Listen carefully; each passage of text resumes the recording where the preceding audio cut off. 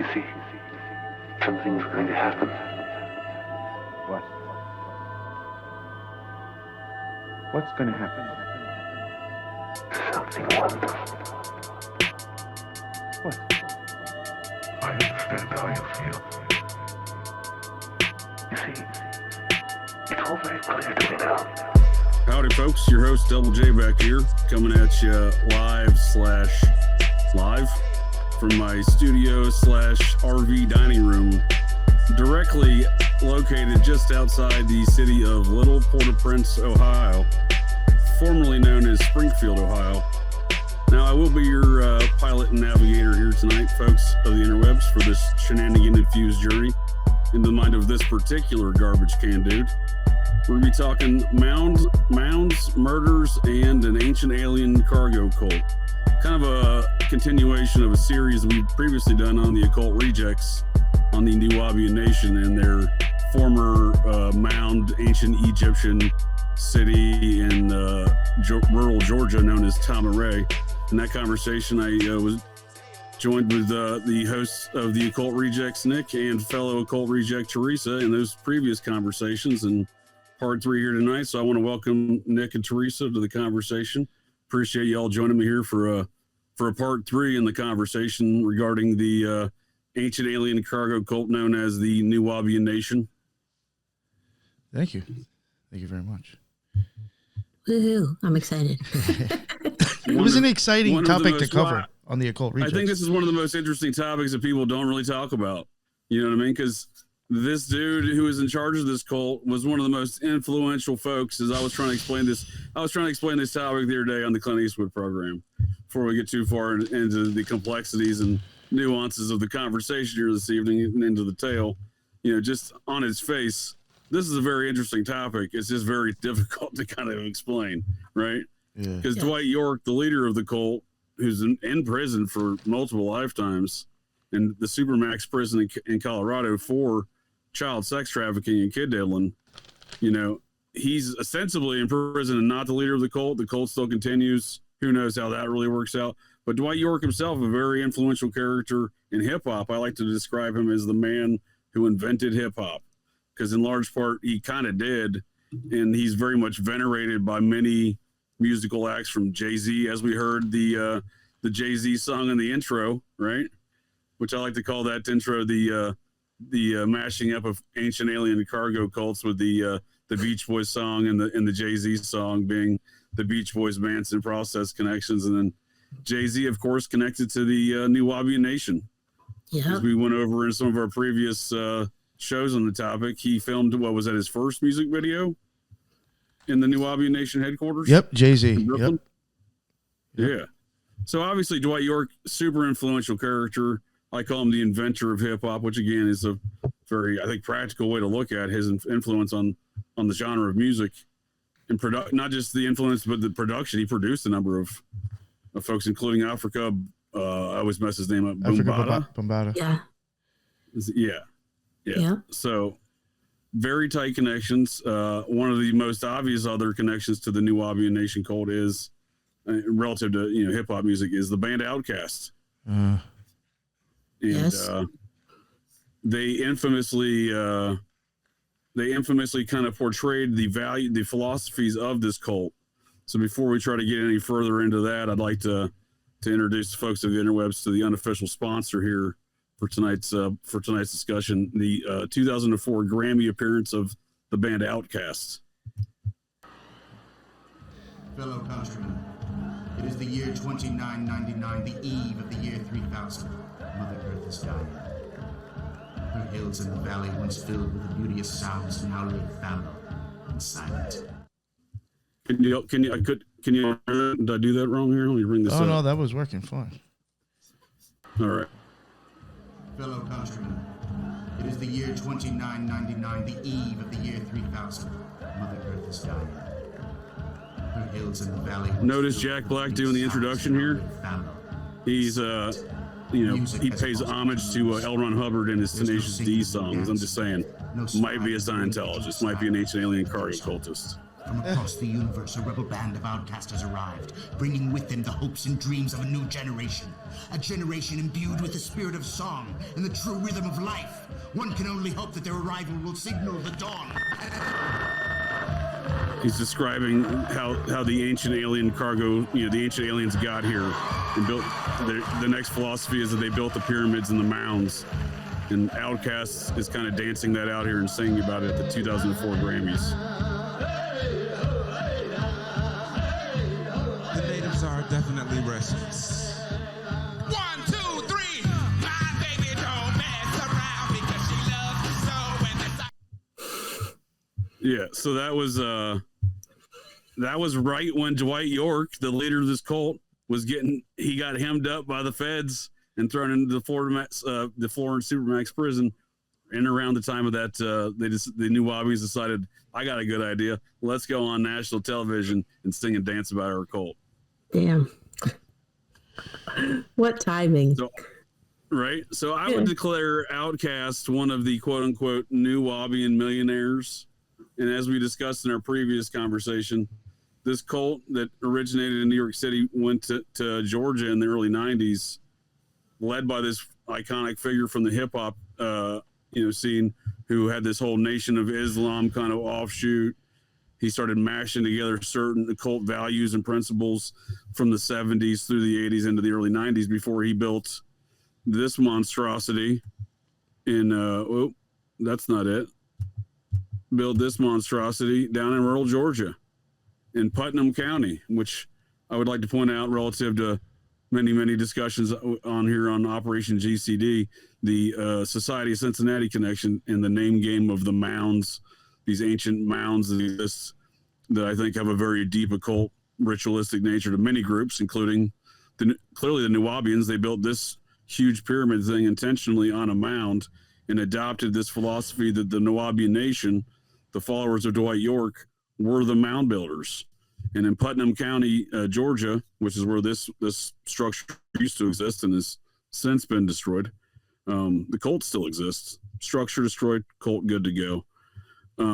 Putnam County is named after Israel Putnam, a general from the Connecticut chapter of the Society of Cincinnati. So not sure why the society wanted to name all these places, these mound sites after their folks, but it's clearly the society name game, as I like to call it. So yeah, we discussed this giant pyramid. I don't think this was the pyramid that had the nightclub, but in this huge compound, they had a nightclub, which is apparently a pretty popular nightclub, given when, according to the Georgia investigators who busted the place and shut it down for operating a nightclub without a license. Apparently the revenue's very good.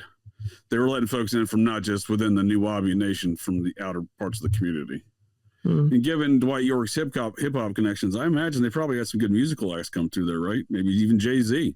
I would guess that's why it was so popular. Maybe people were hoping to catch a glimpse of somebody, right? Right. Maybe Outkast performed the wonderful 2004 Grammy performance in this nightclub in the center. I think it was the brownstone kind of sandstone looking pyramid there in the middle, not the black one.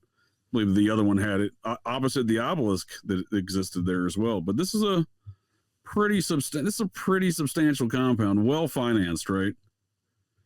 By the looks of things, right? It's not just nickels and dimes. I mean, we're talking numerous pyramids. We got a Sphinx over here. I mean, that Wesley Snipes money right there. What's that? It's that Wesley Snipes money right there. Yeah.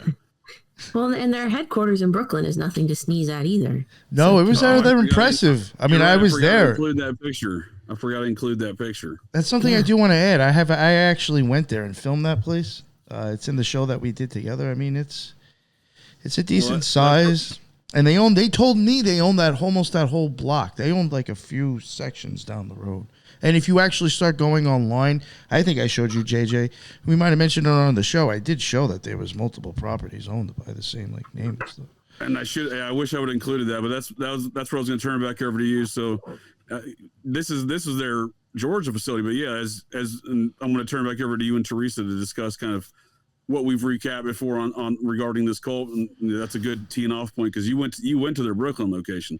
This is only one of their locations. They had a Chicago location. I think there was even one upstate too. Locations in their previous shows, I believe, right? Yeah.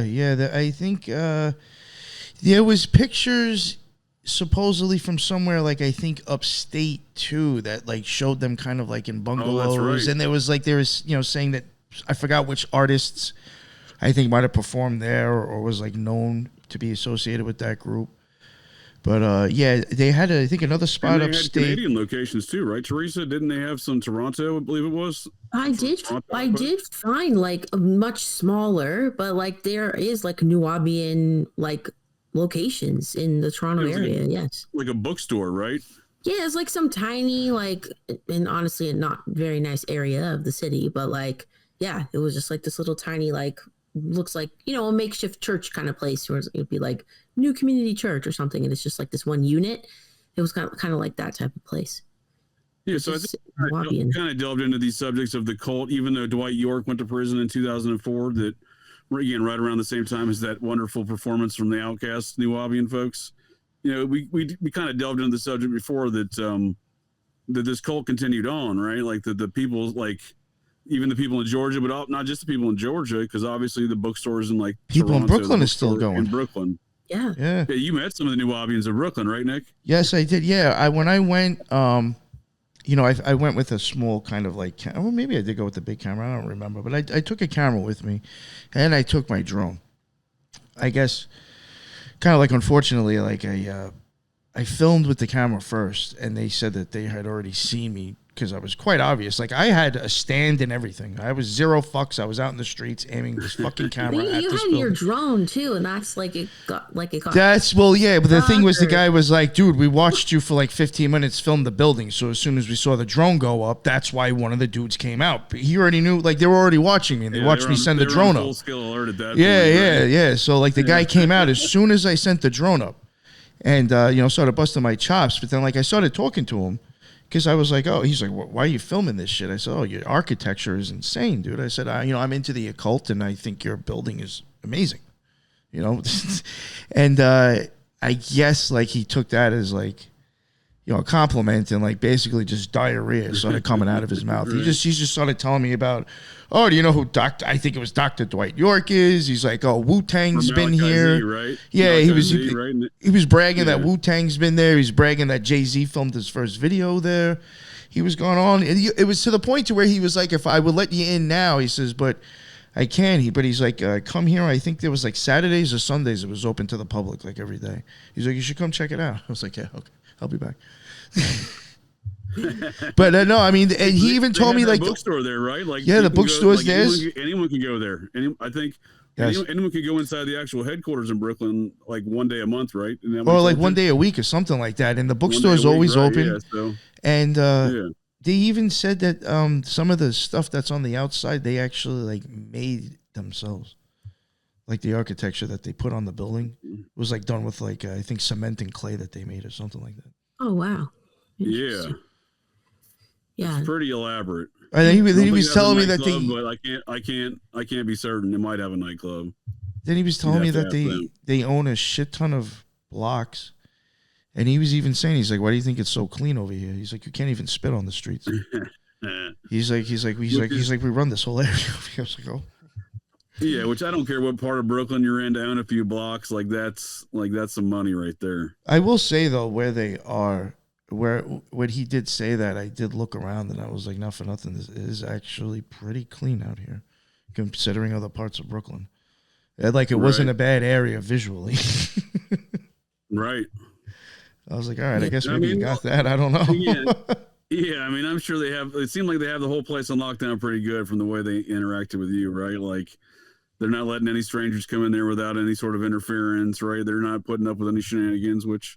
I thought was crazy, though? You remember when I went to go check... To a certain degree. I went to go check the amount of sexual predators in that area, and it was like 90-something, like within such a small area. I was like, yo, what the... But then it's like the area, if it's so populated, who knows? Maybe that could be... Yeah, now that you mention it, this should all be a high alert to anyone who saw this scene, because the cult, you see all these kids running around this Georgia compound, which the locals, there are videos that show like town meetings and stuff and other presentations where the locals were clearly concerned about the youth that are running around this situation here, because the cult leader did get put away for child sex trafficking and kid diddling, and so that does seem to be a problem. Maybe they don't see that as a problem internally to the cult.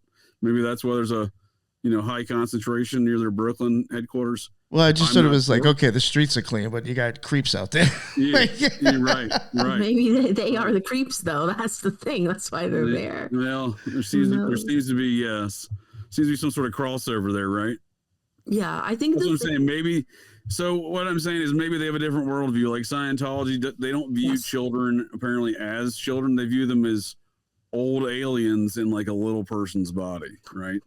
So that's why they can put them to work for 72 hours a day at the age of like 10. You know what I mean? That's why they're child actors and stuff. Yeah, there you go. Yeah, put them to work. I think the thing that stood out for me a lot when we were researching it in the last episode on Occult Rejects was like how prevalent a lot of this cult's beliefs are like in hip hop and like in entertainment. Yeah. That as like, a young suburban white girl growing up in Canada, like I had no idea like where these ideas came from, and actually how like seriously inherently racist the ideas are.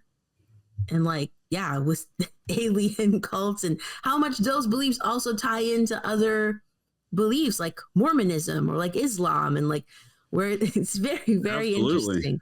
Quite a web it weaves. But yeah, it's like I think we made a connection when I was watching a Dave Chappelle comedy special. Yo, that's what really kind of spurred the whole thing. Oh, that's right. That's right. I do remember that. That now. It happened to be watching, I forget which one it is, one of his Netflix comedy specials. And I love Dave Chappelle's comedy. I think he's hilarious. But at the end, he just had this like saying, or at the end of the credits, and he has that flag with the C, and it's like the red, the black, and the green. And then there was this saying, and I looked up. Yeah, the keys at the crossroads or something like that. Yes, the keys at the crossroads. That's what it was saying. And then I went back and copied the lyrics into Google, and it was a song from some rap group. I forget what it was, but a rap group heavily associated with Dwight York and the Nuwaubian Nation. Sure. And that's how then we like amalgamated this whole thing.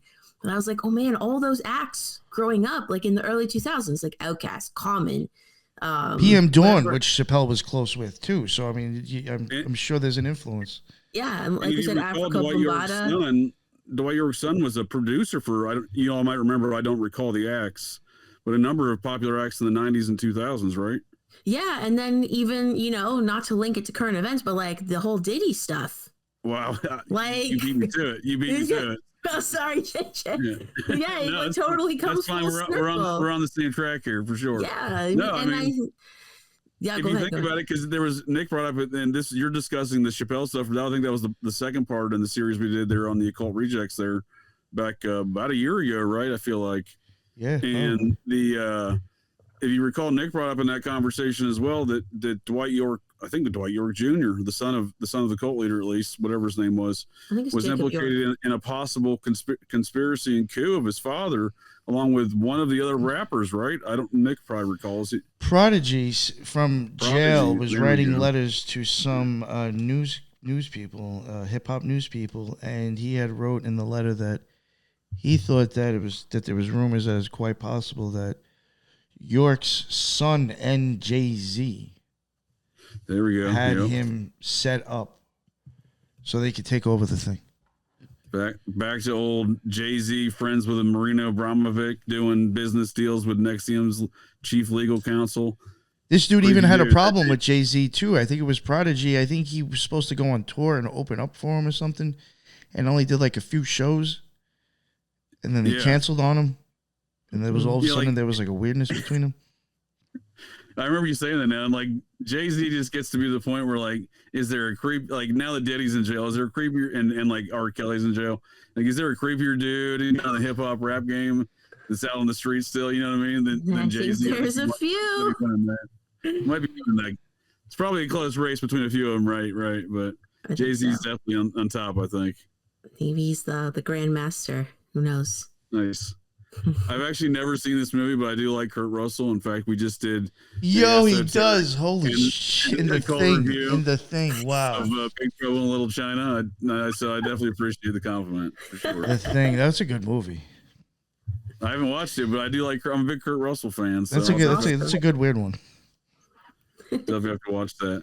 But yeah, so all of this cult stuff, numerous cities, all this stuff going on, and the the person down here in the Georgia section, the guy who did all the security, right, for this whole compound, right, was none other than Blade, Mr. Marvel, Wesley Snipes here, and his Amon Ra security company.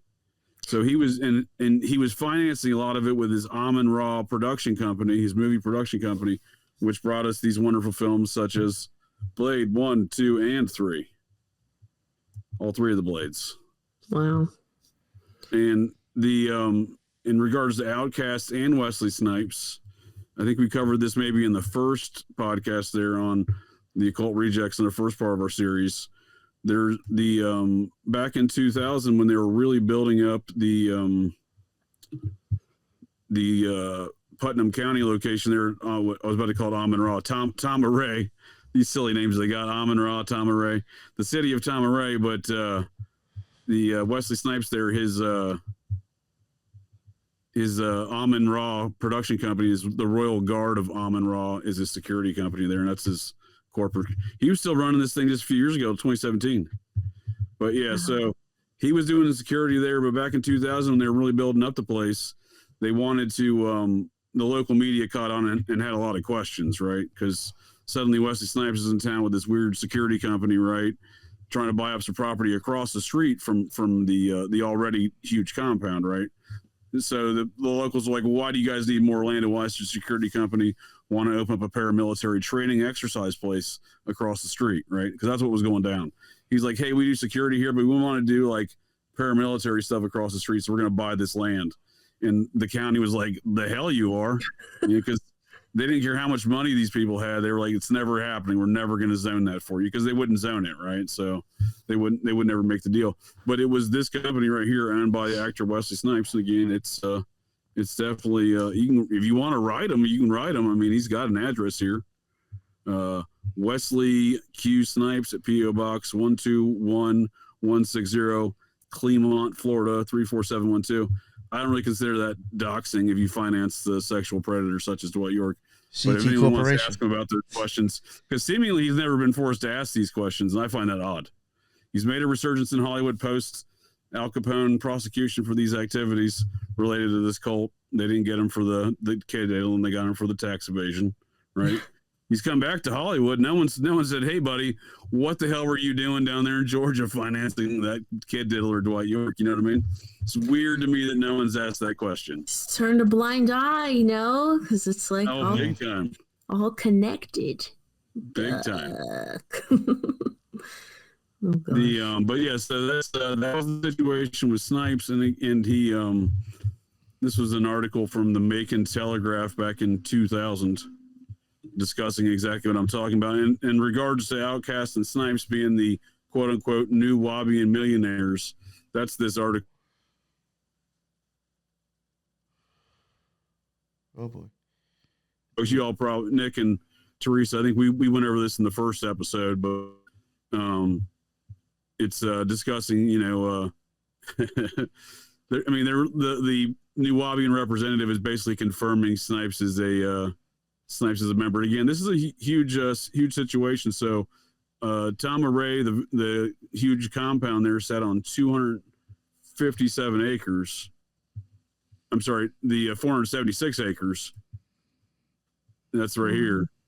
And then Snipes was trying to buy 257 acres across the street for his production company, Amon Ra Films, which owns the Royal Guard of Amon Ra. The company planning to purchase the acreage, according to Snipes' spokesperson. So they Snipes' spokesperson wasn't really confirming it. However, that he was a member of the cult. But a Nuwaubian representative said Thursday that Snipes is one of many quote unquote Nuwaubian millionaires planning to purchase property in Putnam County. Yada yada yada. So they're confirming right there that there's numerous Nuwaubian millionaires, right? So that's interesting. I think that's because Outkast is doing the songs, right? So they're probably one of the Nuwaubian millionaires, right? I think we kind of discussed that as well.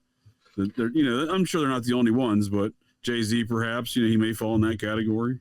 Yeah, and that land, that's a large size. It's like as big as Disneyland. I just looked it up. Yeah.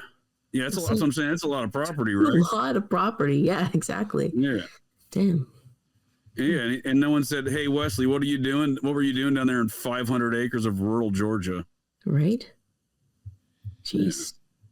Yeah. And everyone wants to focus on, and fair enough, the Epstein situation should be focused on. I'm not saying that at all, but there's obviously other situations that related to kid trafficking and kid diddling, right? Like what occurred here and what the cult leader is sitting in prison for. And again, despite him being in prison, it seems like maybe a mafia type relationship where he might still be the mob boss, but he's like in prison type of deal, right? Yeah. Because I'm not saying that's for certain. I'm just saying it almost has that impression about it, right? Because he still is very much him and Africa Bombada both who both have been under these. Bombada has not avoided his kid diddling charges either in recent years or claims, right? Is the underling of Dwight York, if you will. He was York produced his early work to start hip hop, right? So. Yeah. These people are still venerated in modern day hip hop, right? So I mean, it's to a certain degree, it's something's accepted as far as these people still being, they're still accepted in certain circles, is what I'm saying, right? And that's all I'm saying is Epstein, yeah, big deal, but obviously, what's going on with a cult like this? Do we really know the full story about the kid diddling or the kid trafficking that was going on here, just outside of Atlanta, a city with a lot of child trafficking, pornography, and murder problems? Like the Atlanta child murders, you know what I mean? Yeah. It just seems like it's an area that's kind of this. They've had a lot of problems with kids, and there's still not a lot of answers to what went on there. Mm-hmm. Yeah, we really don't know the extent that the cult had influencing like the surrounding area, I think. Yeah, well, they're still there, and that's a good point because that's kind of our conversation tonight: the influence in the surrounding area. Because not only are they still in Brooklyn, as Nick met them and videotaped in our previous conversations. They're clearly still in Georgia, and I stumbled across a YouTube video, kind of an investigative journalist documentary on the Nuwaubian Nation relative to the murder of two elderly folks back in 2014. So 10 years after York goes to prison. So ostensibly, 9 or 10 years after the city of Tamaray has been seized by the state and destroyed, right? All those pyramids, completely leveled, no more nightclub for anybody. That's gone. And that was 10 years before these murders that we're talking about tonight. But this investigative journalist seems to have found some connections. And I think did a pretty good job in building a circumstantial case that this elderly folks' murder is related to a ritual human sacrifice by folks who subscribe to the ideals of the Nuwaubian Nation. And it just so happened to occur on a mound site there in Putnam County, Georgia. And so as far as their influence in the community, it seems like, according to the sheriff in that video too, it seems like they have a lot of influence in the community down there still. Yeah, absolutely. Definitely. What, before we go over some of the clips here and introduce the folks of the interwebs to some of the this murder situation and this investigative journalist take on it, what were your all's thoughts on the video as far as, I know you all picked up on some important things that I kind of glossed over because I don't necessarily pay attention to those things, the Freemasonry aspects of the whole situation. I thought that was an intriguing, a discovery, or at least something we may have briefly touched on in the past, but haven't really delved that far into. Yeah, and there was even stuff that I came across about him now that I was like, how did I not see this when we did the first part? I was actually I can't believe I missed this stuff.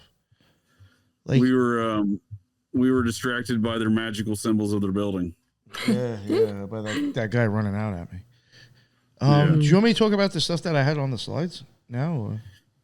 Yeah, we'll bring that up. I just wanted to try to get bring it up here in a few minutes when we get to that point in the overview of the video. No, you're fine. I just wanted to see what your and Theresa's general thoughts were, because we kind of briefly touched on it in the past that this cult was around. I personally didn't think they had this kind of influence in the community still, or had this kind of impact on the community for that matter, right? I didn't know there was this. I really didn't delve that far into it. I knew there was a little bit of beef in the early 2000s with the cult and the local administration, the sheriff included. I didn't realize that beef continued on for so many years. Yeah, I think in the video that you sent, what struck me most was the strong anti-white sentiment of like Yeah. what's coming directly from the pulpit of like the Nuwaubian preaching. It's aggressive. It's like, you know, the reverse Uno KKK. Like, it's this exact same thing. It's black supremacy. It was like shocking a little bit to hear it like in a church style setting. Like, I was like, whoa, Yeah. that's harsh. So I'm sure like that would affect, you know, the people listening to it. And I don't know, that definitely. And then, yeah, the Masonic element, like that's what I thought of right away when I saw the video. I was like, oh, this sounds like maybe the victims were targeted because of that. I mean, it's so hard to prove because we can't know like who's a member of what lodge and, you know, but it gets kind of murky, doesn't it? But it does certainly, like, there is a lot of indicators, it seems like, to point to some folks who subscribe to this theology that perpetrated this crime. yeah. And the crime being the murder of a very elderly 80-year-old, a couple of octogenarians in a very rural, or not rural, but very ritzy kind of lake area in a fairly rural area of Georgia there in, you know, Putnam County. It's not the most secluded place, but it's fairly rural. But yeah, so they're murdered in their home in a very seemingly like, you know, professional kind of like, you know, situation. Speaking of professional hits, on a day like where homeboy gets murked in the middle of Midtown Manhattan, like there ain't no cameras around there to catch the guy. You know what I mean? You know what I mean? Like this was almost just as brazen as that, the murder of this elderly couple. Because to this day, there's never been a clear indicator of how the assailants got in and out of the house. What ends up happening is, to say, when I infer this is a ritual human sacrifice on a mound, is because they transported the victim out of this house and murdered one of the victims on a lake on top of the mound location. And there's really not a necessary reason which to do that. You're clearly picking up an 80-something-year-old woman and carrying her. She's not walking like that, and it's not easy to do that. There's no real purpose to do that. And the man, they ended up lopping his head off and leaving his body. I mean, not to get too graphic, but they lopped his head off, and I mean, as it happened, you know what I mean? I mean, they lopped his head off and left his body in the garage, but took the head. You know what I mean? So like, there definitely screams like some ritual stuff going on. I mean, is that kind of what you gathered from some of the incidents around this Nick, the kind of the ritual purposes? I mean, they even kind of covered some of the lopping up of the head as far as an occult situation in the video, right? When it comes to this situation, I had, you know, really had like two theories on that. Neither that it was ritualistic, like you're saying, or maybe it was still ritualistic in a different sense where this might be a stretch, but like, you know, Muslim or Islam, they can have like certain punishments for certain things. And he was very much he had his own Shriners. And he also had a lot of like, you know, and the reason I'm bringing up the Shriners is they have a lot of kind of like Islam look to them, their art and their symbolism. And I mean, he was into stuff like that as well. So it's like, I wonder if that was even just almost like this is just a style of punishment for what I think you have done. No, that's certainly a good way to look at it. I knew exactly. You're talking like some eye for an eye type of punishment, you know? Well, like he would have been killed in a sense for blasphemy, and his wife was kind of killed in the sense if you were trying to be a martyr in a sense. Like, and the thing is, what if they didn't want to have to kill her, but they had to in order to kill him because she was there? She would have been shown as possibly as a martyr because it wasn't supposed to happen. And then I understand what you're saying there, but it kind of negates the purpose of transporting her, right? Yeah, I feel like that had to have been done on purpose. That's what I think for sure. Yeah. Like, why not then just like stab her or shoot her or something? Well, I'm not saying that would negate the purpose. They went an effort to move this woman 5 miles across the lake, and apparently tie her down to something at a very specific location. I would argue that specific location is a mound site because that lake is flooded, as we've discussed, or folks of the interwebs have probably heard, at least here on Operation GCD. I talk about all these valleys that were flooded and the mounds that sit now at the bottom of these lakes that were part of the U.S. Army Corps of Engineers. This lake is no different. Lake Occult is no different. It was flooded, and there's a, mound site right there. I would argue that's why they transported her to a very specific part of the lake and tied her down to that point in the lake, was a ritual purpose. Yeah. The head thing, I understand what you're saying about the head thing. That is a very You know, especially when you're dealing with Islamic stuff. Oh, but It does yeah, seem but to I'm be a saying even the popular way thing, she was, lopping folks' heads off. the way she Yeah. was killed is also, I think, still gives credit to that. Even with, I'm saying Islamic punishment. You know, would No, I be agree drowned. with you. Yeah, for sure. Yeah. But I'm other saying it could be thing- still ritualistic. Well, one thing I do want to bring up that I just want to say real quick in It case could definitely be both. No, you're right. It could definitely be both. in case I forget to bring it up, something that I did think was maybe it's not weird, but to me I just thought, this is a little weird. They didn't own a boat, but they did have a dock. Yeah. So I mean, I can understand. I mean, maybe the dock was there when they had the house, or did they own a boat at some point? But like, if you didn't have a boat, I don't know why you would have a dock there, unless you were receiving things maybe from a boat. I just think it was they were just retiring to a lake community. You know what I mean? Maybe they lived there for a while. I don't know that because, well, they know I do. They know they moved there around 1993, the same time Dwight York moved down there from the same. Maybe city it's in the New same Jersey. dock then. It could just be a dock that was there, and they just didn't have a boat anyway. Right, but I'm saying they did live there at a time where maybe they were younger in their 60s and they were able to Maybe they use the sold dock, their right? boat. They had one before. Who knows? Dwight York had a boat. He has a boat. Well, I'm sure but it he has been does. established. Law enforcement has not established how the assailants entered the facility. They do know they left via boat and then again did some weird ritual stuff with the old elderly lady. The other I don't know that they ever recovered the gentleman's head. I don't. no, even never, recall. never. I don't think so. Yeah. No. So the other thing about the decapitation, though, that I found interesting was in the video that you sent.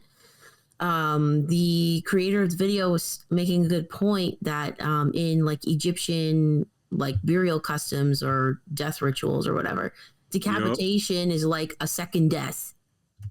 Like it's to prevent your soul from like passing over properly and like disturbing your afterlife experience. Like it's very, disrespectful to the body.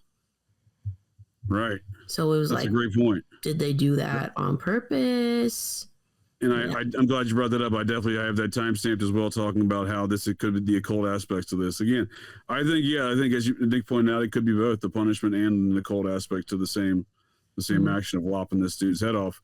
Because I've seen some folks get real aggressive with that sort of thing in the Islamic world. Well, who's to say those Saudi punishments Arabia aren't occult to begin with? What's that? Who's to say those punishments aren't have like occultism already in there to begin with? Probably. It's certainly possible, especially when you're talking with something about the situation here, where there not only seems to be some sort of racial tensions, there may be some sort of Masonic back and forth as well involved in the situation.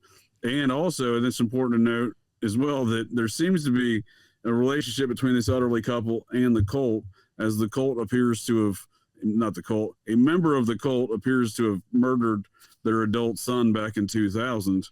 He was a 47-year-old man that was apparently murdered in a crack deal by a member of the Nuwaubian Nation. Really? I didn't think I missed that. Oh, wow. What? So this is well, I'm not that they infer that could be the situation in the video. I don't think there's any record that this guy that was the apparent murderer of their son. I think there's any record that there's no membership card. He does have a kind of a Nation of Islam name, and apparently he at least had connections to the cult. That's been established, right? Fair Whether or not enough. he's a member, different story. But yeah, so their son. This first of all, this is the Mound site that I was referring to, or under the Lake Oconee, and again Putnam County. But yeah, their son was murdered. Mark Dermond was murdered in August of 2000, August 30th. Damn. The newspaper article I read right here, arrest made in slaying of Dunwoody man. I guess that's Dunwoody. A Dunwoody man was shot and killed near Atlanta University on his birthday. Mark Dermond, 47, died Tuesday night after being shot 3 times in the neck and torso. All right. A friend, Grady Harris Jr., 51, was shot in the leg, said Atlanta police officer John Quigley Harris. Said John Quigley. Harris survived the 10:15 p.m. shooting. Oh, Martin Luther King Jr. Boulevard. Way to go. That's always a hot spot for hood rat activity in any city. Early Wednesday, homicide detectives arrested Shatik Hinnett, 28, on a charge of murder. So he apparently had connections to the cult. That was in 2000. So, I don't know if there's an ongoing beef between these specific elderly folks and Dwight York and gang? Who knows? Because again, the other weird part I thought in the video, and I'll put a link to this fellow's video in the description of the show. But the other thing I thought was strange is they came from the same town in New Jersey, within a 5-mile radius of one another, and they both, Dwight York and this couple, both moved to rural Georgia within 5 miles of each other again. What are the odds? Super weird. Yeah. Right? And then they have another relationship. So then let's call that relationship number 1. And relationship number 2, their son gets murdered, but by apparently a member of the cult, or at least somebody who has connections to the cult, in a crack deal gone wrong, apparently. That's what the later newspaper article on September 1st says, crack deal gone wrong. I don't know what a crack deal gone right is. You're still going to be a crack deal, but crack deal got wrong, apparently. I guess you don't get shot and killed. I guess. This dude got murdered. Yeah. I don't think anyone's winning from a regular crack deal, but crack deal gone really wrong, murdered. Yeah. Yeah, so let's call that relationship number 2. And then 14 years later, they're getting murked, like literally murked professional hit style in their home on Lake Oconee, right?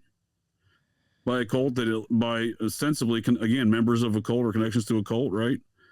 Who, that's what's been alleged in this guy's, again, good, I thought very well researched and interviewing the sheriff as far as trying to figure out what the connections are to this murder and this cult. And it seems to be that's relationship number 3 was the murder of these old folks. I'm just saying, it seems like there's a lot of connections, right, between the victims of this murder and this cult. Again, they're kind of tertiary connections because simply just based on proximity of where they live. But I mean, what are we talking, like 1,200, 1,500 miles probably between locations, New Jersey to Georgia? Yeah, I mean, that's a hike. Yeah, that's an odd place for both of them to move. Yeah, I think if I'm almost correct, I think Dwight York was like under 2 miles away from like the Russell when they were in Jersey. Like, I thought that was even crazy. Mm-hmm. Like, how do you get that close? Real close? That's what I'm saying. Yeah, it's very odd, right? That they're so close in one town, and then whatever 1,000+ miles south of there, they moved to the same location, and they're just as close in this new location. I mean, it's certainly possible, right? But then they have this relationship with the son apparently getting murdered by someone related to the cult. Again, that's relationship number 2. By that point in time, I think it's well past coincidence, in my opinion, the proximity thing, right? By relationship number 3, when they're potentially suspects in the murder of these folks, are related to this cult as well, the suspects are apparently. I mean, at some point in time, there's clearly a relationship. You have to determine there's clearly a relationship between the Dermond family and this cult. I just wonder if, I think you brought up a good point with I'm sorry. You go ahead, Theresa. Go. Finish what you were going to say. Finish. No, I was rambling that y'all brought up a good point with the Masonic connections, right? Because this dude, this dude, I'm saying, this is my suspicion. The elderly gentleman who was murdered with his head lopped off. He owned like over 100 restaurants, right? Franchises, and right. Yeah. So Hardee's and Wendy's. He's part of.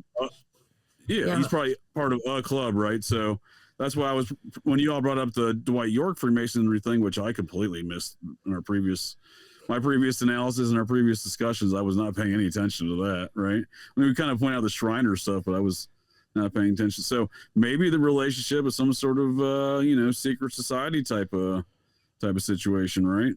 Might have been, yeah. Or I just wonder, was it like a warring Masonic like lodge thing, or was it like a former employee?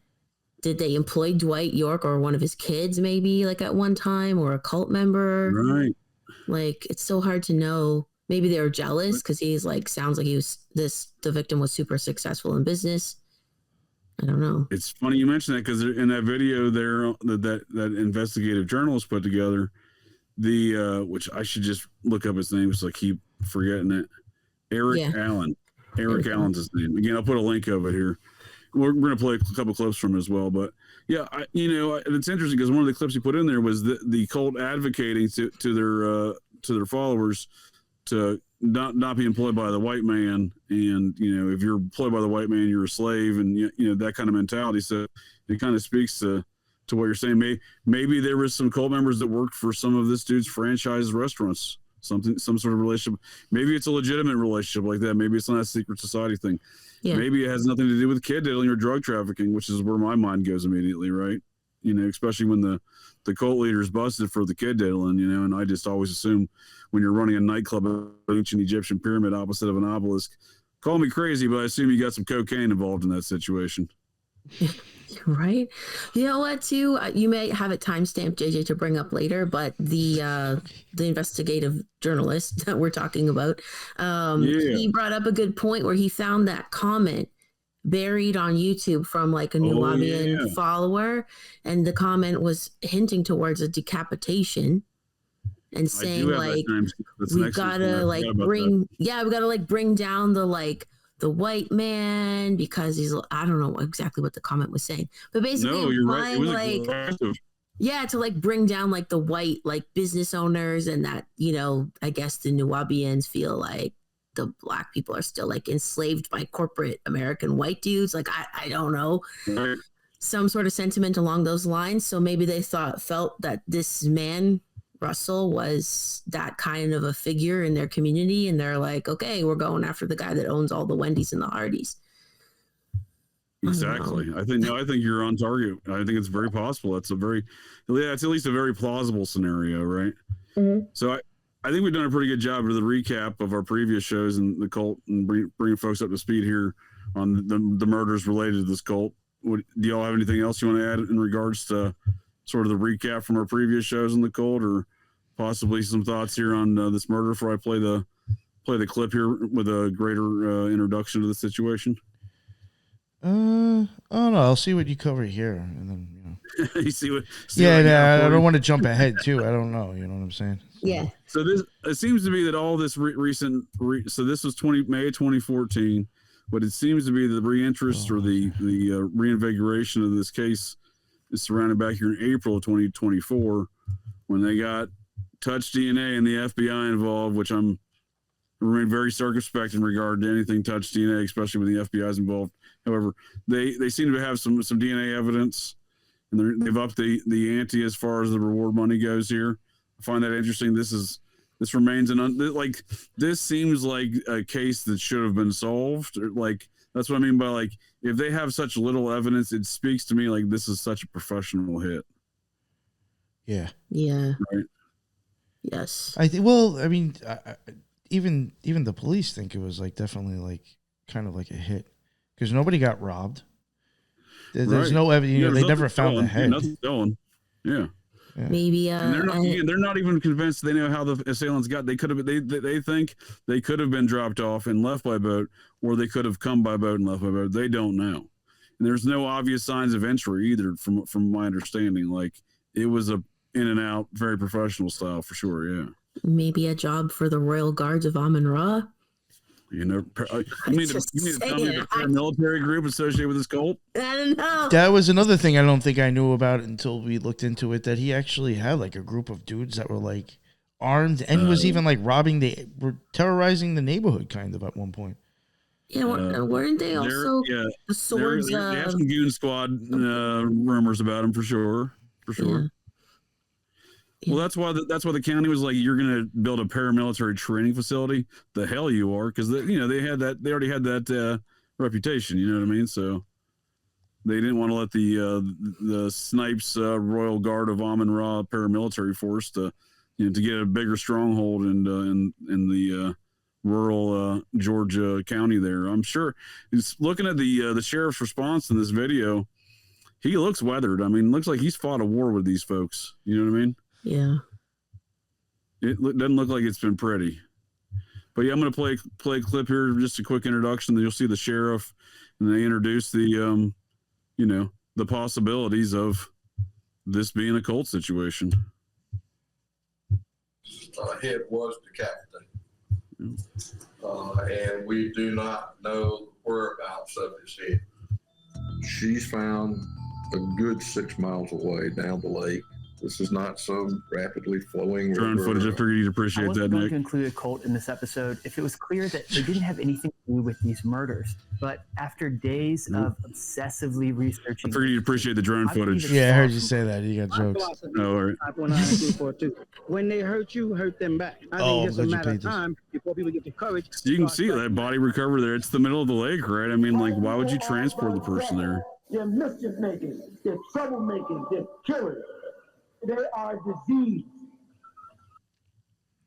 It was a warm spring day at Lake Oconee. I'm assuming this is the Peggy and her filmmaker, husband Eric went to Allen. check on some neighbors of theirs. Oh my God. It is a pretty my swanky God. spot, though. Look at it. I'm in You know what I mean? 911. It's nice. It's some nice. Even if you don't have a boat, there's some nice I spots. think I had somebody dead. They knocked on the door multiple times. No answer.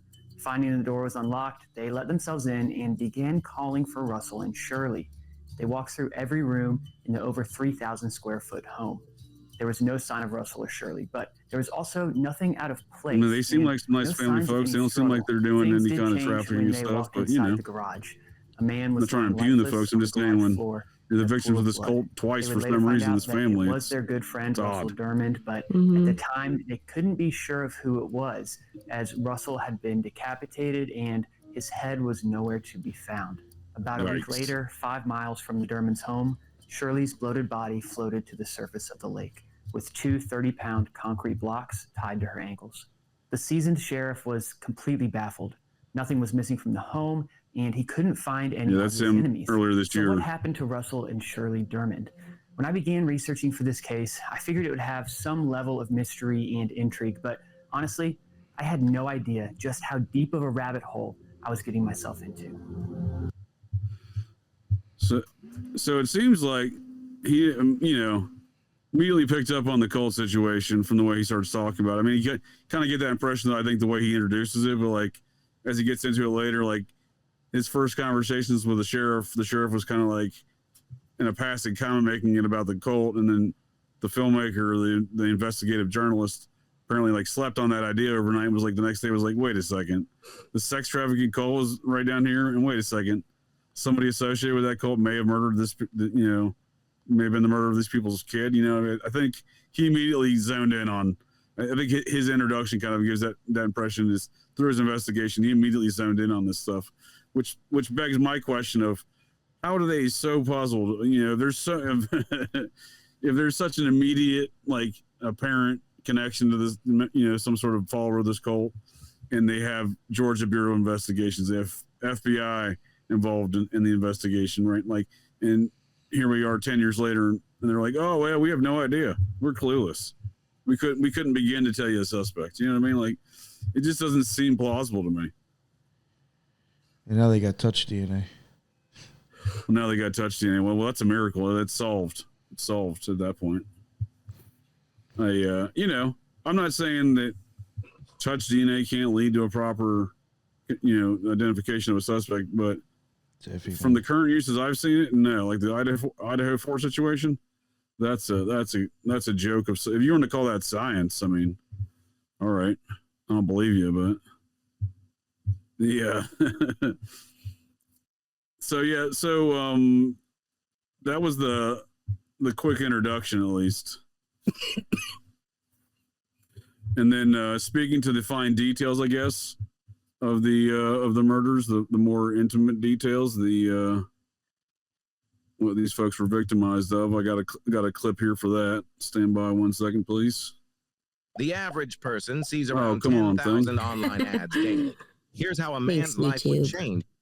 I guess I couldn't. Russell I was guess I found could in pay a for shirt premium, and but boxers, with his bathrobe they could also not be and a cheap pool of blood bastards. underneath his body.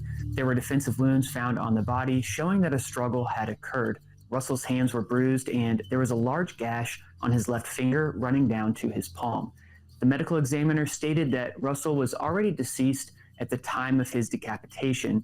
On Friday, May 16th, around 2:30 p.m., the sheriff's office received another phone call. We received a call here at the sheriff's office from some fishermen that So they seem pretty puzzled from 911 because like they knew she was A patrol gone. boat was Like, dispatched, obviously, and that upon extraction whoever of the body, it was committed her determined murder to there in the be middle of the lake, they 87-year-old did in such a Shirley job that at Dermond. least they disguised it for a Despite being number of weighed days, down which I by find very two interesting. 30-pound concrete blocks, I don't know what their it had intent was floated there to the because surface, due to tying her down. gases building up in the never. body I mean, from decomposition. doesn't I seem asked to ever be Sheriff Sills about successful. the area that Shirley was found in, and he explained that when Parts the of the river body was seem to dammed and decompose the area and was come up to the flooded, lake. they left a few sections of what they call standing timber. Essentially, in these specific areas, you can be in about 50 feet of water and see the tops of trees just below or sticking out right above the That's surface. because that used to be a town He with explained mounds that I on it. needed That's to why be the pretty trees are careful still on my there. boat when I was in that area. You trim it up as high as you can get it, and go slow and watch for. That's what happened Same with sheriff. Norman's body. She came up and floated over and caught on the top of a tree. There were 2 cap blocks in a mesh bag. The cord kind of wrapped around the tree. And the top of the tree was maybe just 3 inches or 4 inches beneath the surface. You could see it if you were going slow. Her skull was fractured and 2 lacerations were found on her head. It's believed that she was killed by blunt force trauma before So they being anchored her to discarded one of in the those lake. trees that stand there from the flooded town. A good 6 miles. That clearly, away it down sounds the like lake. the way they This is not prepared it some too. They rapidly spent some time flowing doing it, so they weren't really river. All alerted. the It sounds things like, about her and not only committing the murder, we but talked to dumping the body hydrologists. there. She pretty much came up where she went down. The area that she was recovered from is undeveloped and can only be accessed by boat. So while we don't necessarily know if the killers used a boat to get to the Dermans' home, we do know they used a boat to discard of Shirley's body. Yeah, that's pretty interesting. That again, I mean, can y'all think of another plausible reason why they would transport this elderly woman out in the middle of this lake and then go through the effort of killing her and tying her down to a very specific location? I tend to think that specific location is of importance to some reason, to some degree. It's weird that you just leave the husband's body right there in the garage and you can go through all that to get rid of hers. Right. And you're opening yourself up to a liability of getting caught by going out in the middle of a lake in the middle of the night in a swanky place where, folks are going to pay attention to things out of the ordinary. And you may be operating without lights in the middle of this lake, but I mean, you're probably making noise and tying a body up and anchoring it to a tree. I'm just saying, you're introducing yourself to a lot of variables of getting caught in that situation. And it doesn't make a lot of sense unless there's an intended purpose to go do specifically that at that specific location. Yeah, I was just trying to look up ritual drownings, like the meaning of it, and maybe in native culture.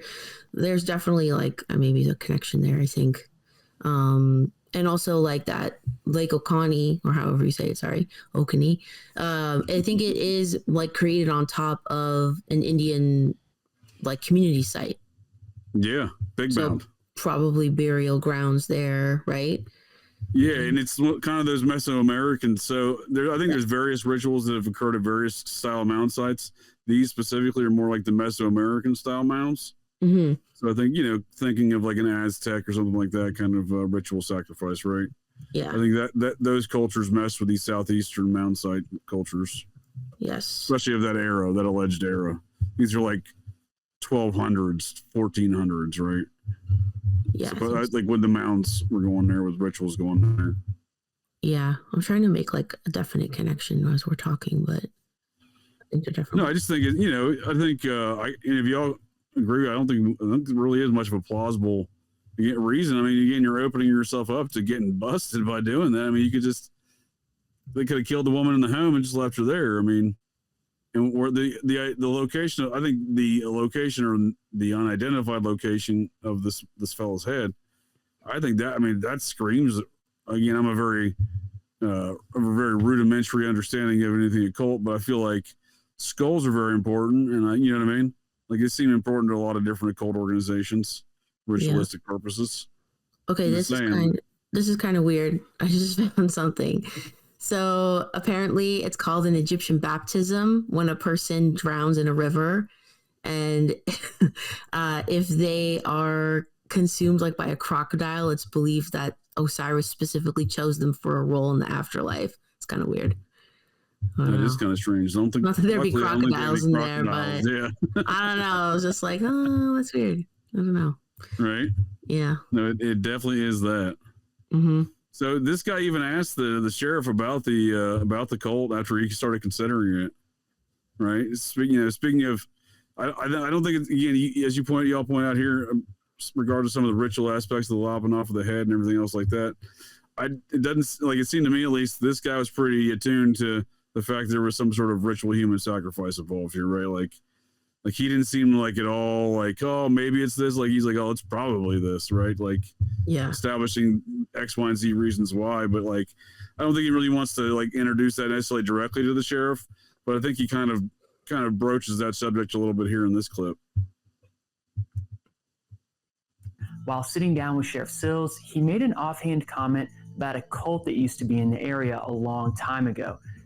We had a cult here that was probably one of the biggest child molestation cases in the history of America that we made. And that all, you know, and that for many years, that's all anybody wanted to talk about. And that's been so long now, most people have forgotten about that case. But in the conversation, it didn't seem like he thought it had anything to do with these murders. So I didn't really ask any questions and we moved on.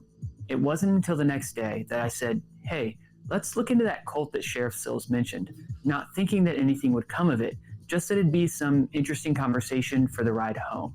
I wasn't going to include a cult in this episode if it was clear that they didn't have anything to do with these murders. But after days of obsessively researching this group, I believe it's far from clear. The Nuwaubian Nation was founded. Yeah, so this dude seems to be pretty in tune to what's going on there. Like this, the ritualistic aspects that may in fact be related to the theology of this cult. I just thought this. I just want to again commend this dude, since I'm using so much of his material here in this discussion, that I really do respect the investigation this fella did. He kind of explains the ins and outs of where he even kind of drove off the path in his investigation, and I appreciate that aspect, the objectivity of it.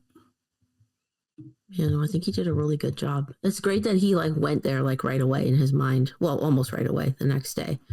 But well, yeah, it sounds like this was from the spring, from the resurgence of the DNA evidence that spawned this investigation that he conducted into these matters. It seems like that's the renewed interest, at least, was as a result of that. Because I looked at his channel; he's got a number of other true crime stuff he started doing in recent months. So, it seems to be something that I haven't seen his other work, but if it's anything like this one, I'd say it's pretty good.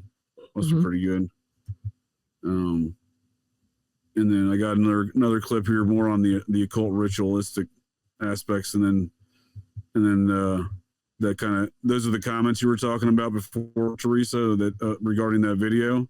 I won't play the whole video, but as far as the locals' views on some of the kid stuff going on with this cult, it's definitely within this video here. But this is the tail end of it. Maybe. After these messages, we'll be right back. Is it because it's the innovation workspace? Is it because of its AI-powered canvas? Is it because teams stay on the same page from idea to outcome? Bastards. Yeah, all three. Innovation belongs on the canvas. Innovation belongs on Miro. It doesn't belong. Oh, come on, YouTube. You gotta be kidding me. I'm impressed. This is. How many videos? I mean, it's the same video. Out there at your place are having children. They seem awfully young to me. And they are still active. They're out there. They're pretty pathetic as far as I can see. I'll be honest. My heart started beating a bit faster when I saw the date that it was posted, April 25th, 2014. Yeah, this was a solid find. Just 7 days before the murders of Russell and Shirley Dermond.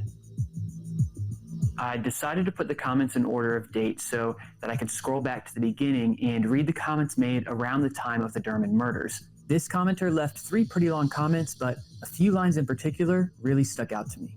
Keep in mind, I've spent days obsessively looking for any Nuwaubian mentioning beheadings or decapitations or cutting heads off, and I hadn't found anything until this moment. You mother effers all are going to pay for what you are doing. Please know this, demons. We are coming for you all. Nowhere to run to. 6 ether demons, nowhere to hide. Yeah, that's aggressive. Father and mothers of lies. Coming in. And we shall continue to cut the heads off these serpents. Could this just be a coincidence? Of course it could. But let me put this another way. Oh, there's a boat. The only instance I could find of the Putnam County, Georgia, Georgia, was a suggestive thing by the talking about cutting filmmaker heads off was essentially the same week someone had their head cut off in Putnam County, Georgia. I mean, that's not a bad, The it's not a Nuwaubian bad Nation suggestion. There is still certainly could have been active to some this day. aquatic activities. Malachi's in prison, so obviously he could not have carried out the act himself, but I don't think that's how he would have done it anyway. What if Malachi ordered the murders of a few white devils as revenge for his incarceration? Or what if a devout follower took actions into their own hands? Followers always get a little bit more wild than the cult leaders do. You know what I Tensions mean? were high in the Nuwaubian Nation, as not only had the controversial video just been released, but Malachi's 12-year anniversary arrest was coming up on the 8th of May. That's pretty wild, right? That was like, yeah. I mean, the confluence of events right there, the video, the comments, the murders, the anniversary of his arrest. The timing of everything is just like, right? It's chills, you know? I was like, oh my God. That's what I mean. I don't know if people understand like I'm sure most of the followers in the cult or maybe not as extreme. I was just talking about the Sherman murders earlier tonight on Clint Eastwood's podcast. Were you? Oh man, yeah. Okay, we'll talk about that in a second. But I just don't know if people understand like this, how strong the anti-white sentiment is of the cult. Well, I mean, I think that those YouTube messages may seem like an extremist point of view. I think that's kind of like down the middle of what their theology is, right? I think that's kind of the average. That's the standard. I think so, unfortunately. Yeah. But yeah, like sorry, I don't know what her handle is. Boy or girl, actually. Better propaganda for the end of the Matrix. So apparently that commenter is also Canadian. Yay.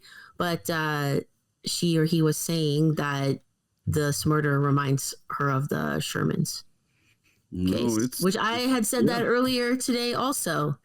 I can think of the core. That's what made me talk about the Shermans earlier. I didn't talk about this case a lot, but that is what made me talk about the Shermans. That these prominent elderly couples that seemingly go clearly getting murdered, but it's a mystery. We don't have any clue, did it? Yeah, well, that's another one. Like they don't know how they got in and out of the house. Right. It seemed to be a professional hit. Right. Didn't they write it off as a suicide at first? And they're like, oh, they hung themselves in the pool house, right? There was no way it was a suicide. It's crazy. The way their bodies were found. Something like that. Right? Yeah, something like that. It's honestly so creepy. That case is so creepy. Yeah, they have a lot of pharmaceutical connections to the Bill Gates, Clinton, Obama, Bush AIDS franchise. Yup. Lots. But yeah, the murders, definitely that is another example of a professional hit on an elderly couple. Because again, it's another circumstance where they're just like, well, the law enforcement authorities are like, well, we have no idea. How could we know? You know what I mean? Like, what do you want us to do? Our jobs around here? I'm not going to investigate this thing. And again, for whatever reason, the sheriff down there can't solve it. As much beef as he's had with this cult over the years, and as grizzled as he looks from it, to me, at least in my opinion, it seems like he's the one who can do something about it, right? And he's just like, oh well, we can't figure it out. Lunch anybody? You know what I mean? Why would he not think about the cult and possibly having a connection? He's just like, man, exactly. I don't know. That's what I'm saying. That's a little suspect, right? That's a little suspect, right? Or he's just like that jaded. I don't know.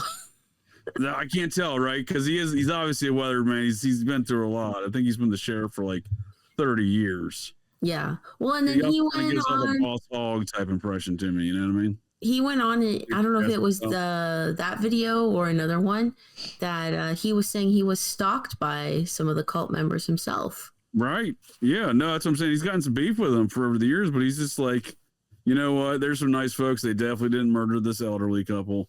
Maybe he's just saying that because he's afraid he's gonna get stalked again or worse.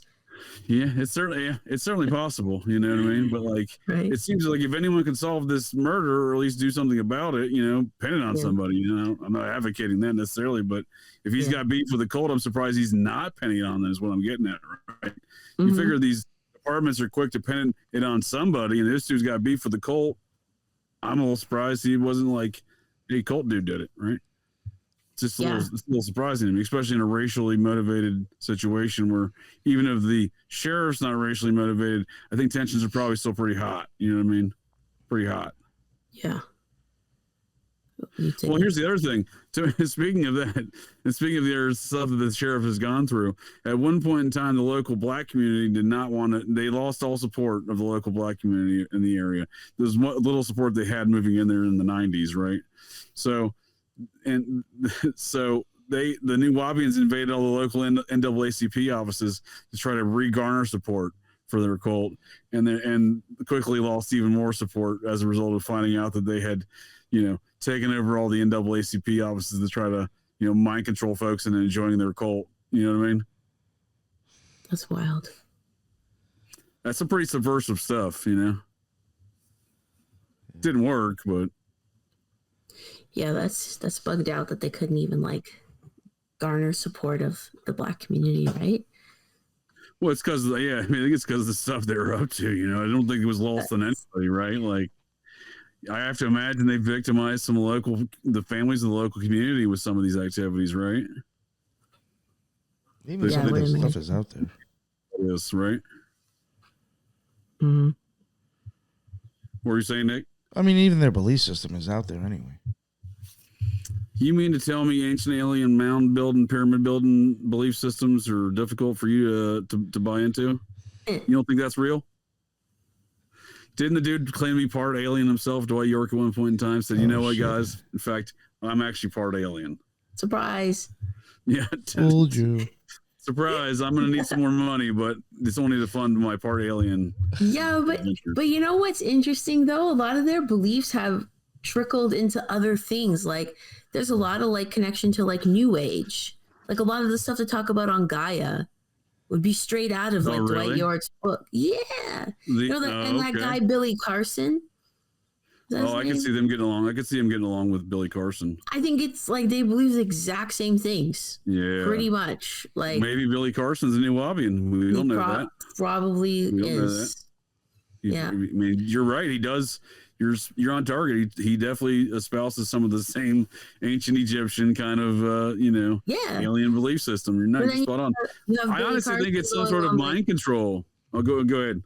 No, I was just saying. Then you have Billy Carson going on huge podcasts and on national TV. Even he's probably in stuff on A&E and History Channel, stuff like that. Going around as this legit historian. Which, the Emerald Book or whatever he talks about, right?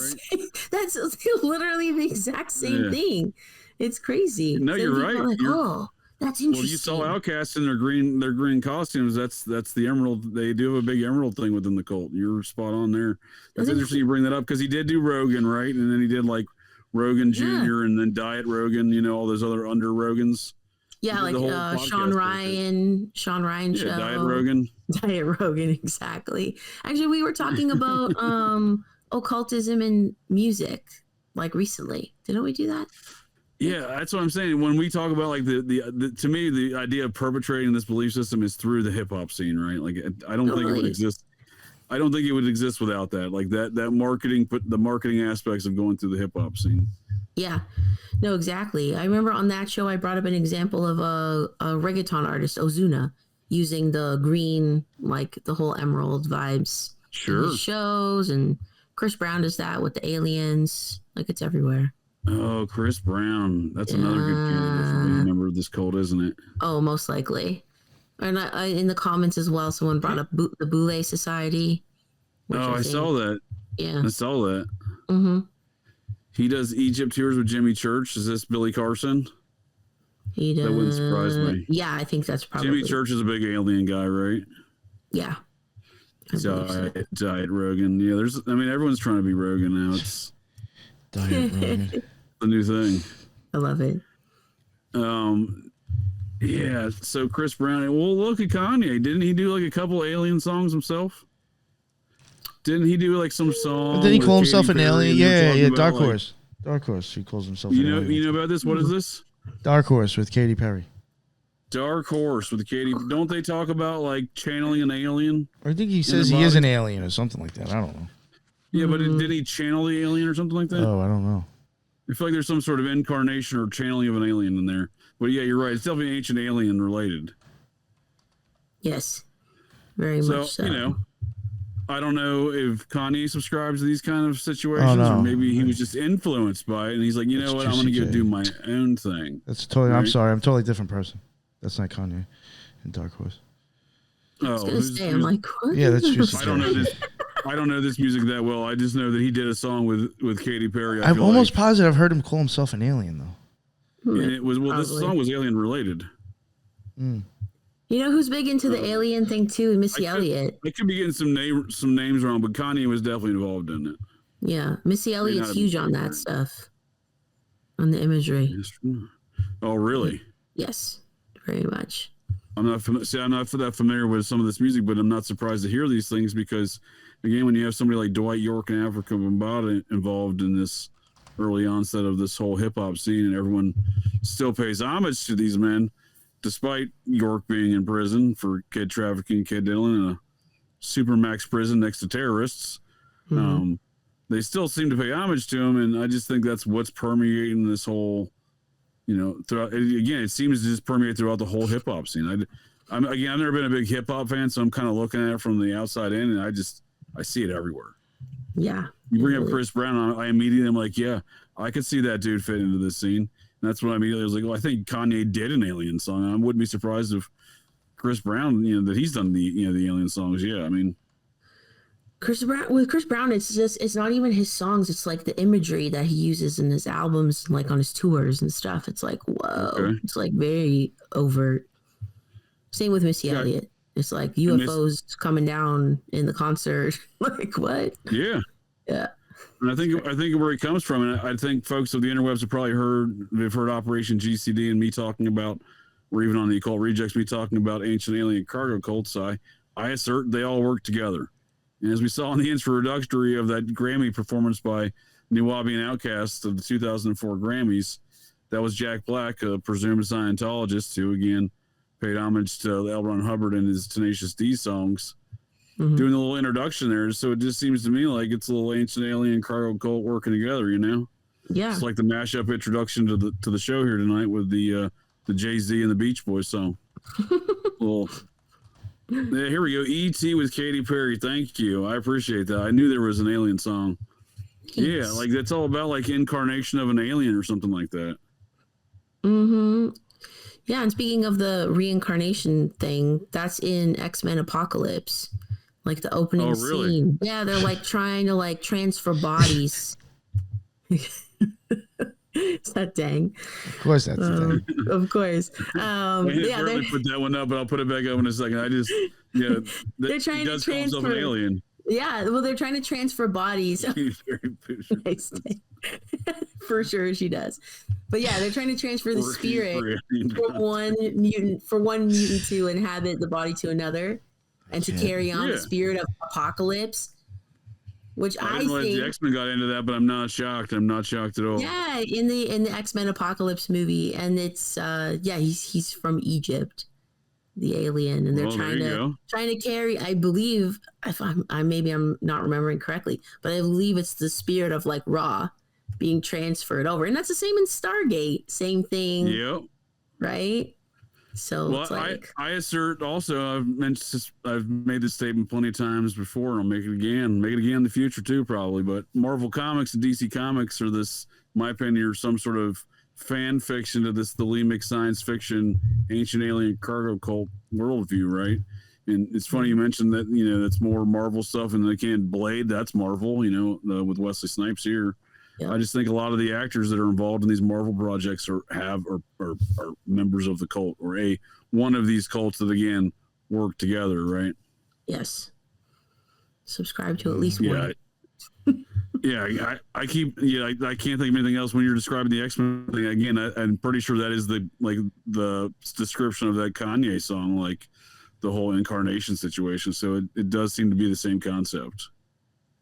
Yes. The Raelians. Yeah. Kanye, didn't he tweet their logo, and that's what got him banned from Twitch? Yep. Oh, yeah, that's right. And if anyone's a Raelian, it's Elon, for goodness sake. Oh, yeah. Or at least his ex-wife, Grimes. Yeah. They were definitely in some occult stuff, it seems, with the looks of them, right? Oh, yeah. Who's she? She's especially with somebody else now who's like super... Wasn't there another artist that like had this story where she was like, "Hey, I got called over to their house to do some weird sex stuff," and they were into all this weird ritual sex stuff, like sex magic, and she bailed. Hmm. I think I read that on Crazy Days and Nights, the entertainment lawyer's blog. Oh damn. Oh yeah. I don't remember which other artist, but yeah, because Grimes was like some sort of musical artist, right? Yeah, some sort. She's Canadian too, actually. Is she? Some sort. She gets her coffee at Tim Hortons, is what you're saying. She may. She's definitely had a double from Timmy Hose for sure. Oh, I want a double from Timmy Hose right now, actually. No, so her new boyfriend is that DJ Anima, which we talked about on the same like occultism and music show or whatever. And he's super into like the AI imagery and transhumanist imagery. It's very interesting. Yeah, that is interesting. So speaking of all this imagery, the what y'all picked up on and watching this. If we look at the Dermans specifically, they owned 19 fast food franchises. So at one time they had hundreds of employees under them. And the way to hit them is stop working for them and start working for self and kind. There's some Shriners cap going on, right? Building business from the inside out. Well, Dr. Stop York. giving yourself to them as slaves and then expecting to treat you other than a slave. There we go. We're talking about working for the white man right there. Working for them. My philosophy is an eye for an eye and a tooth for a tooth. I'm There not we go. turn the other Eye cheek. for an I may eye. be a Christian, but I don't believe in turning the other cheek. I think it's just a matter of time before people get the courage to start striking back. But they don't want you hurting them. And I think it's time for black people to start realizing that when they hurt you, hurt them back. I was watching a documentary series about I can why see the where folks Nuwaubian at least can Nation start pointing the believes finger at these folks for Malachi's such crime. and read this comment about Malachi being Unless you're the sheriff. The sheriff's going to be like, I'm going to get your hands off on this one here, his folks. first group in New York and was born in He Massachusetts. just doesn't want any but trouble. I didn't realize that from age 12, he grew up in New Jersey. New Jersey also happens to be where the Dermans are from, Hackensack to be more specific. I remember thinking there's probably... Yeah, so I think we won't go too much into it there, but the guy, I highly recommend watching this fellow's video and investigation. He goes into the background of how the Dermans and Dwight York very likely could have crossed paths in the past there in their New Jersey connections. But we saw Dwight York kind of doing the aggressive, don't work for the white man, you're a slave campaign there with his Shriners cap. And Nick, you put together a number of photographs here relative to this Masonic. There's the clip we just saw with Mr. York, Dwight York, the currently incarcerated at the Supermax prison next to terrorists. I'm just saying, this guy not a good guy, not a good guy. Despite whatever hip hop wants to tell folks, I'm going to go ahead and say not a good guy. But that's him right there, and he's clearly got what we got here, the Nuwaubian Grand Lodge of Freemasonry. Now, why did they do a P in there? You think? What's that about? No, it's the Eye of Ra, I think, in the compass and square. Right. No, but there is a P in the name though. The difference. Instead of Nuwaubian, they're interchangeable. Nuwaubian. The terms are interchangeable. Yeah.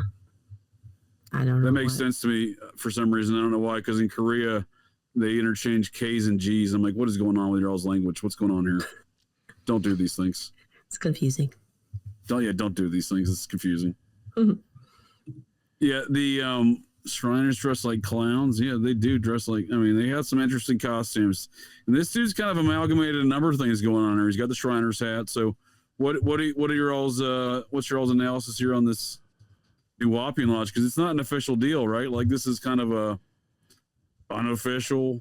Oh no, Masonic, that's what all the other slides are. This guy had like 6 secret societies under his name. I had no idea. Right. But I'm saying like all of these are kind of his own. Like he's not like he calls it the Grand Lodge, right? Because he is the Grand Lodge, right? Yeah, but they are actually I think, recognized. So this is a different organization?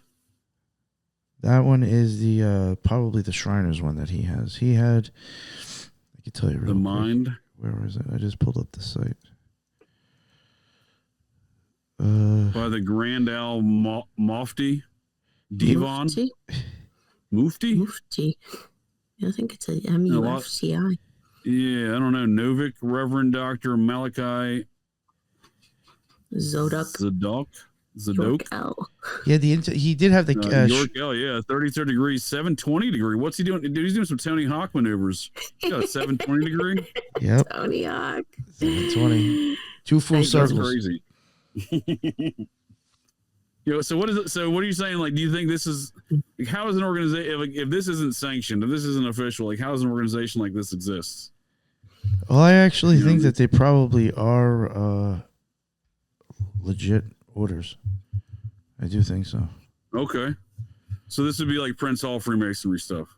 This is the Shriner one that he has. He has a lodge number 19 for the Shriners. So the Shriners would fall under the actual Shriners organization is what you're telling me. Yeah. Because that really thickens the plot with all of these activities then, right? I mean, that's the hat he's wearing, his Shriners hats. Mm-hmm. Well, I imagine they're making a lot. Well, that's what I was getting at with official, though, right? Like, is this that he just? I can go put on a hat right That's now, true, but I'm not that's trying. true, You know what I mean? That's what I'm saying. But he's making a lot of money, I imagine, through this. So, like, that's what I'm saying. Like, the actual Shriners gonna be like, wait a second, bud. You can't be making all this cash and not cutting this in on the transactions. You know what I mean? He also had the Order of the Eastern Star for the women. For the women, they had a women's organization of the Eastern Star, huh? Yeah, he had the Ancient and Mystic Order of Melchizedek. He had the Ancient and Mystic Order of Atum Re, not Ra, but Re, R-E. So the Melchizedek is the women's organization? No, the International Order of the Eastern Star. That's for the women. What's this fella? Let me see. That's him right there. That's York? Yep. What's he posing as here? This is his official 33rd degree photograph. The Supreme Grand, what was it, Hierophant? I think it says on the bottom, too. It has a bunch of different things under there. What this is. Yeah, I don't know how to. Unfortunately, I'm not proficient enough of zooming in on this slide right now. He's a Grand Master of the Nuwaubian Grand Lodge internationally. But from my research, this started in what, 2004, right? Circa. Yes, I think his did. Let me see. Yeah, like that, which is a strange time. Again, that's when they're doing the Grammys performance. It just seems like they're peacocking at that time, so to speak, right? They're really letting their wings out, you know, getting them their feet underneath themselves as a cult. And 2004, right when the FBI was like, I don't think so, York, you're going to prison, bud. So like he's starting this organization right at the same time he's going to prison. It seems. I just think it's interesting timing. I'm not saying he's not still running the shit from prison because let's face it, goes on organized crime all the time, right? Not just the Italians, but organized crime in general. But I'm just saying, like, it is interesting timing. It seems where he went full Grand Lodge at the same time he's going to prison. Yeah, it's definitely odd. Or was it just like a renegade follower? Yeah, I don't know. Into their own hands. Yeah, right. I don't know. But there might. It's a good question because they're still operating, right? This is their current stuff. Yep. Hmm. Yeah, I found sites for like half those things. Yep. The 132nd Imperial Council session. So, did he take over another organization? What do you mean? Well, it's his. 132 years. No, it's probably like what they're probably going to is that's probably something that's been going on for a while that all different Shriner lodges go to. It's probably like an event. Maybe. Oh, okay. And they're just attending this one? Yes. What's that at the top? Sense. AEAONMS. What's that? Yeah. Let's find out. I don't know. AEAO. Oh, Ancient Egyptian Arabic Order Nobles Mystic something. You're Society. fast. You're quick. That's it. Yeah. That is it. I guess it's let's see, they're part of the Daughters of Isis is their sister organization, like their Eastern Star organization. Nice. I just want to see if like like if these are not sanctioned, I just have a problem with it. Like the Masons are either a bunch of basic bitches and they can't stop anything, or these are sanctioned because someone's getting this money. You know, there's no transactions of this kind of money. Again, they build a 437 acre compound. There's no in running some Masonic organizations out there. There's some money coming in there where somebody's going to want to cut. You're not collecting stuff in the name of the Shriners, being like, oh, cool, yeah, we're just going to be accepting that. But this one claims to be incorporated all the way back into 1893. Wow, okay, fair enough. Actually, just found a. Sorry, go ahead, JJ. No, go ahead. I was just saying this seems to be official according to what I'm reading here. Yeah, so I just found a little thing on Googling that acronym. Oh, shit. So it says Yep. the Shriners International, formerly known as the Ancient Arabic Order of the Nobles of the Mystic Shrine, is an American Masonic society founded in 1872 in New York City. It is headquartered in Tampa, Florida. Now has 200 chapters across 9 countries with a global membership of nearly 200,000 Shriners. Damn, that's a big organization. And old, 1872. Well, apparently there's another organization here that falls under this umbrella, which is one that's been of interest to me as of late, and that's the Knights of Pythias. They have they call it the Colored Knights of Pythias. Colored Knights. Out of 1880, actually it says it's founded in 1864, but officially became a black organization in 1880. Looks like under the National Supreme Lodge of Grand Lodges. It says. Which again, this is all part of the Prince Hall framework of Masonry, which I find that interesting with relative to modern day interactions between Freemasonry, because to my understanding, I think it was like 20 years ago was the first time that the Prince Hall Freemasons and the Scottish Rite Freemasons had a joint conference, and it was 33rd degree Freemason Carl Lender of Cincinnati, Ohio, of all places, that was behind the organization of that conference. This is the fellow who used to own Kings Island, the amusement park, the Cincinnati Reds, Great American Insurance, a very large corporate insurance provider. Big money, 33rd degree Freemason guy.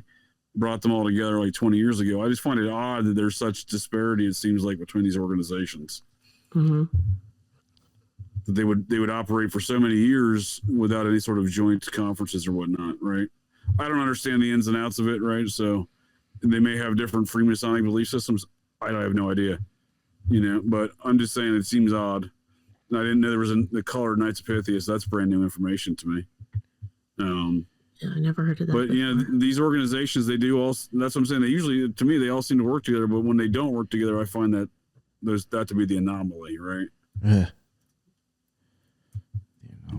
So this is the Ancient and Mystic Order of Melchizedek. Melchizedek's an interesting name. I think that's like, we're talking about Old Testament stuff. Yeah. Mm-hmm. Because the Mormons, they have a magical order of Melchizedek. Yep. Yes, they do. I believe I was I'm sorry, disregard. I call it magical order. They call it priesthood. They never enjoyed it when I called it magical order either. But yeah, I think I got inducted into that. I was 14, I believe. Oh, shit. Yeah, same Melchizedek. I don't know who this Melchizedek character is, but he seems important to a lot of different organizations. From the Mormon Ancient Aliens to the Nuwaubian Ancient Aliens. But what was your take on this Ancient and Mystic Order of Melchizedek? Wasn't much I could find on it. I just showed that there's a Facebook page that shows it's still in existence. It could be. But yeah, I really couldn't find much about it. Did you see, is there some Masonic deal? What are we talking here? This one, it could just be something that he started with his own belief system. I have no idea. Or it could be falling under an umbrella or something. Seemed to shift. Yeah. His belief system seemed to shift by the week, right? So he has so many, depending on which theory he's pimping out that week. Right. He adapted so many different names. He actually at one point adapted a Native American name, didn't he? I forgot I remember that. Yeah. He changed his name so many times. That was a good one. It's like changing his underwear. So many names. Well, I know biblically, Jesus is supposed to be from the lineage and the priesthood of Melchizedek. Is that how that works? Okay. Well, I appreciate it. I knew it was important, but I appreciate the context there. So that is a very important character then. Yeah, so just quickly to give some context, sure. The Bible knock it out. So the Bible describes Jesus as a priest forever in the order of Melchizedek in Psalm 110. And in Hebrews chapter 7, it explains that Jesus is a priest in the order of Melchizedek because he was not a descendant of Aaron and therefore would not qualify for the Jewish priesthood under the law of Moses. So just indicating that Jesus' priesthood is not determined by his genetics, I guess. Nice. Well, thank you. I appreciate that. So it is a very interesting character then. It is. I can see why it's being used across numerous theologies here amongst the ancient alien cargo cult folks, including Chief Black Eagle. That was the name the Dwight York decided he was. But only when they moved down to Georgia. He's like, you know what, folks? We're no longer in the Big Apple. We're going down to Georgia. You can call me Chief Black Eagle now. Oh my God. So many names. But I wonder if these were just different phases he went through. Or by different phases, I mean different money laundering operations he set up. Because if he's sex trafficking, right, he's got to do something with that cash. So he's like, you know what, run a couple $100,000 through the ancient and mystic order of Melchizedek. And folks are like, well, what is that? And he's like, exactly. No one's ever going to find, you know what I mean? Maybe this isn't even a thing. Maybe this only exists as a Facebook page and the idea of laundering money for Dwight York. Maybe that's all you need to show the IRS. Like you have a location. That's what I'm saying. Like, no, we have meetings. Yeah, we got a Facebook page. Yeah. Right. We have followers, right? Tax exempt. Stamped approved. Perfect. Ready to go. That's how the Mormons do it. Well, I wonder how they have the Scientology deal, because they have the Dwight York, book, all these book centers everywhere, right, and the one in Brooklyn as well. And what Scientology has done is somehow sell all of L. Ron Hubbard's books and his bookstores and Scientology's all under the same tax-free umbrella. So I wonder if they have a similar situation for all of Dwight York's books, and all of the Occult's books are all under the same tax-free umbrella. That's a good question. You know what I mean? Because remember, we went through a lot of their tax stuff, and it seemed like they set up their entities similar to Scientology, where each org, or in this case, a book club or bookstore. I mean, I keep calling it book club, bookstore. Each Nuwaubian bookstore was its own separate corporate entity. That's the same way Scientology sets up their structure. I'm just saying. Makes sense, though. Interesting. Real gives me some real Xenu vibes. The this one seems pretty elaborate though.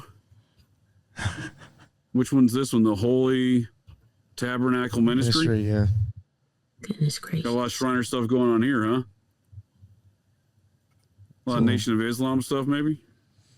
It's got a lot going on or something. It's got a lot of something, all right. Yeah. What's this? The Ankh? What are we talking here? Yeah. It's the Ankh. We got the Eye of Providence. They love that. Eddie Murphy coming to America. Yo, it's he does kind of. He does. I thought that. Oh too. my god! Totally looks funny. like him. Wow, that's awesome. That's awesome. I don't know who this character's supposed to be. I'm assuming this is Black Jesus. I'm just saying from my initial assessment. When I first saw this, I'm like, oh, there's Eddie Murphy and Black Jesus. I feel like there's a Black Moses that looks like that or something. Oh, okay. Well, there you go. I could be wrong. Could be a Black Moses. I don't know. Either way, it's a lot of stuff going on here. Maybe so this is another organization, right? This is separate from the Melchizedek Order. This is separate from the Nuwaubian Lodge. It's so confusing. Is that correct, Nick? Is that the situation here? Say that again. I was looking at the chat. This is a separate situation than the Nuwaubian Grand Lodge. Yeah. These are all separate things that he has. Yeah. These are all separate deals, right? So the dude's got a lot of stuff going on, right? He invented hip hop. He's part alien. He's building pyramids. He's running all of these organizations. I'm saying he's a busy dude. And then he still had time to diddle all those kids. And he still had time to. Oh, gosh. He got rid of that slide with the kids running around there, but it's unfortunate there was every kid's pictured on that compound. It's sad. So sad. Yeah. In his spare time. God. Yeah. When did the guy sleep? Here, after the Al Mandi Sharuk. What do we got here? Al Mahdi Shrines. What are we talking here? Yeah, that's Temple 19. That's the Shriner Lodge, yeah. Different Shriner? He's got two Shriner stuff? That I think was an advertisement showing them for going somewhere. The other thing. Oh, so this is their local organization. That was the national conference. Yes. Damn, that storm's coming in hot. Is that what you're telling me? What? Yes. I don't know much about the Boulets. Do y'all know much Boule stuff? Nope. I just know LeBron James has a tattoo of their logo on his chest, basically. Oh. It's supposed to be like Prince Hall related, Freemasonry related, though, right? Yeah, it's basically for elite Black people, more or less. Yeah. Or if you want to be an elite, you got to be part of one. Wow. Prince Hall or Boule. The storm just got nuts here. I hope my interwebs don't cut out here, but it's windy and raining. Oh, dang. All right. I don't know. I think we did a good job covering this some of this situation as far as, a good primer to folks. I put a link to that dude, the investigative journalist dude's video in the show chat here. I'll put it in the show notes. But yeah, highly recommend checking out more on those murders. There's really not much else to say about the murders, I don't think. No. What we covered. Did y'all think we missed anything? No, I Just on think the it's murders? pretty good on that. Be interesting Right. if someone ever gets pinned for it. Well, they do have that touch Yeah, DNA now, so let's see who they Let's see finger. who touched. Well, Let's see. I'm always curious about these touch DNAs and the whatever science is going behind these things and the people involved in it, right? Like we've covered it in the Idaho 4 series we've done, Nick, with Ron there from Wicked Planet. Mm-hmm. We've covered the use of the touch DNA and the investigative genealogy that has been conducted relative to Penn in the case and properly on Brian Koberger. But some of the folks behind this are very odd folks, if you ask me. Like in that case, it was Othram Labs out of Texas, which is financed by one of the PayPal mafia, Elon Musk's buddies, through the Silicon Valley Bank. And that they collapsed, last year, or I guess 2 years ago, I think now, right? So, there's some very shady, seems like some very shady financial stuff behind these private labs that are suddenly making this revolutionary discoveries, and I think are largely improperly using the technology. I'm not saying that you can't find DNA at a location and do reverse kind of engineering through investigative genetic genealogy, IgG. I agree, that certainly can be done. What I'm saying is they're finding this touch DNA using the PCR test to amplify it, right? And then they're increasing the volume of samples exponentially. They're like to make it look like there's more evidence there than there isn't, right? So that's the problem I have. I think that if you find an actual DNA sample and you can reverse engineer that, great. That's certainly plausible and it obviously can be done. That doesn't seem what's been going on with these touch DNA situations, right? The inventor of the PCR test, Kerry Mullis, the guy that was kind of infamously brought to light during the 2020 shutdown of the world, because his test was being used improperly. He was dead 6 months before the shutdown, but that just seems convenient. But he volunteered to testify for O.J. Simpson, saying the state was improperly using his PCR test to frame O.J. Simpson with DNA, and he was right. This is the dude who won a Nobel Prize for the test. I think he knew what he was talking about. You know what I mean? It's his test. So they're doing the same shit with that. That's why I get concerned when they're doing these things, and especially private labs. Another prominent private lab, not Othram, happens to be located Parabon Nano Labs. They're like the premier in this technology and IgG investigations. They're the top of the game in that market, and they're located in Reston, Virginia, which is Spookville, USA. You know what I mean? Just makes you wonder, and some of the stuff they're involved in is spook activities within that corporation, right? Just makes you wonder what's really going on with some of these magical tricks, if you ask me, they're doing with some of this DNA. So I don't have a lot of confidence necessarily that they're going to solve anything here. Yeah, I'm not too big. I'm not too touch big. DNA stuff. Yeah, I'm not a big fan And of that stuff. they don't necessarily seem motivated, right? Again, the sheriff is just like, yeah, somebody did it. You know what I mean? Like he just doesn't. It really just sounds like he does not want to disturb that rock. Yeah, He does not want to look under there. He's like, I don't know. Doesn't want trouble. He's not into it. He's not into it instantly. Because again, like, I mean, it's good for him. He did the interview and whatnot, but like, the real question is, why haven't you solved this, bud? Like, what's going on, right? Like, you know what I mean? Like, it's not like, oh, maybe the cold did. Like, doesn't seem like anyone really cares. That's what these cases like this, like the Sherman case, like when no one really cares and everyone's trying to pretend like it's not some sort of obvious hit, like a professional murder. Like, I'm like, let's look at the obvious here, folks. Like somebody knew what they were doing when they killed these folks, and this is obviously murder. Mm-hmm. Yeah. And it's in those situations where it's so obvious, and then the cops are just like, I don't know, somebody did it. Maybe they were either paid off, or they don't want to start in this case of the in Georgia. Maybe they don't want to start like a racial war. Well, that's where I was probably getting paid off. I mean, I'm not going to start pointing fingers, but let's just look at a similar kind of weird political circumstance popping off in an area. Not all that too far from this area of Georgia, and that's southern Kentucky there, where that sheriff popped off that judge in his own office and shot him. And there was implications of child stuff going on around that. So like that whole situation, to my understanding, hasn't fully been flushed out. Everyone's really like, oh, well, we're not gonna discuss motive. You know what I mean? The sheriff claimed he did it. He's on video doing it. Of course, he's going to admit doing it. But apparently, the judge had inappropriate communications with the sheriff's daughter on his phone. Yeah. Wow. Y'all not familiar with this case? No. Oh, dude shot him right on camera. Sheriff just said, boom, you're done. They went out to lunch, came back into the judge's office. Dude's on camera looking at the judge's phone. They'd known each other for years. The judge in this rural county there in Kentucky. The now sheriff, or then until recently sheriff, he had been the bailiff for that judge. So they had a long-term professional relationship, at least. Right? Oh, wow. But not personal. But there was something that tripped dude off about seeing the judge's phone about communications with his daughter. And on camera in the judge's office, he just pops him and kills him right there. Wow. Walks out like they just, nothing happened. Some Michael Corleone stuff. Jeez. Right? Yeah, right. Took him to lunch. But yeah, Took him out. a lot of implications around kid stuff there. I'm just saying, when you get to these counties, Yeah, they go like, to the fucking if bathroom. Dwight York's running a sex trafficking operation out of a rural county in Georgia, like how much, and the feds busted, right? Well, how much did the local sheriff know? Because the feds are the one that busted it, right? Not the local. Yeah. The local sheriff's not like, I saved the day, guys. I busted the cult. No, that's not what happened here. The feds came in there and did that. Yeah, He probably knew about it the whole time.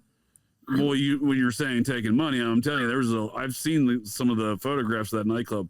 A lot of money going in and out of this place. There's no doubt about it, just through that nightclub, let alone these Masonic organizations, the Shriners, the Devil Shriners, the Melchizedeks. I mean, there's a lot of money getting passed around here. I'm just saying, it seems like there may have been some local officials getting paid off. You know what I mean? Yes, the sheriff's obviously gotten his beef with the cult, but has he? You know what I mean? Like, Yeah. he's still around, right? You know what I mean? How much of a beef is it really? Yeah, like he didn't bust these people at all. I mean, he busted them on little stuff, right? Petty things, right? But like the state came in with the liquor license, operating the club without the liquor license. That wasn't him. And then the feds came in with the diddling stuff. That wasn't him. Mm-hmm. You know what I mean? What at some point in time when you're like, look here, buddy, what are you doing? 28 years as the sheriff? You know, like what have you done? Yeah. You know what I mean? Maybe that's me. Maybe I'm hypercritical about some law enforcement, lackadaisical law enforcement like that. But it seems odd when so many crimes are being committed and the sheriff's just twiddling his thumbs like somebody did it. You know what I mean? Like, not what? I'm not worried about somebody did it. Somebody. That is a good point, though. It's a ritzy community. The community's got to be concerned, right? Like, it's a wealthy community. Unsolved murder of an elderly couple that got murked in their house with almost no evidence. I have to imagine these rich people of that lake community, if not the county, are like, we're concerned about this, right? But the sheriff, he didn't seem concerned. Cool as a cucumber. Yeah, that is true. Yeah, I don't know. It's weird. Definitely weird. It is strange. I mean, I didn't really know about this case until I saw that video, and definitely keep an eye on it. But I appreciate Nick, Theresa. I appreciate y'all joining me to talk some ancient alien cargo cults and mound murders. Do y'all have any closing thoughts on the subject and/or what's up next on the Occult Rejects? And Spiritual Gangsters, for that matter. Apologize there, Theresa. Oh, that's okay. I find this just a very interesting case. I find it weird that they both lived near each other and they moved again.